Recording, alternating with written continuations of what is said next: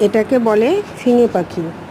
এটা প্রতিদিন আমার ছোট্ট একটা বাগান আছে, সেখানে এসে গাছের উপর বসে, ফল খায়, কিচিমিচি করে ডাকাডাকি করে, মিষ্টি আওয়াজে সুরেলা কণ্ঠে ডাকাডাকি করে।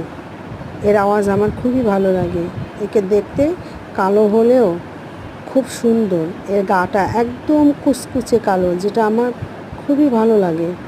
এটা প্রতিদিন আমার বাগানে এসে বসে। আপনারাও দেখুন, আপনাদের আনন্দ।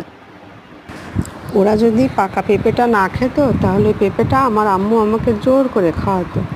ওরা খেয়ে ফেলে, আমি খুবই আনন্দিত, যেহেতু ওটাকে আমার আর খেতে হয় না। এই জন্য গাছে যদি পেঁপে পেকেও যায়, আমি আমার আম্মুকে সেটা জানাইনি, জানি যে ওরা রোজ এসে এটাকে খেয়ে ফেলবে। ধন্যবাদ ফিঙে পাখি।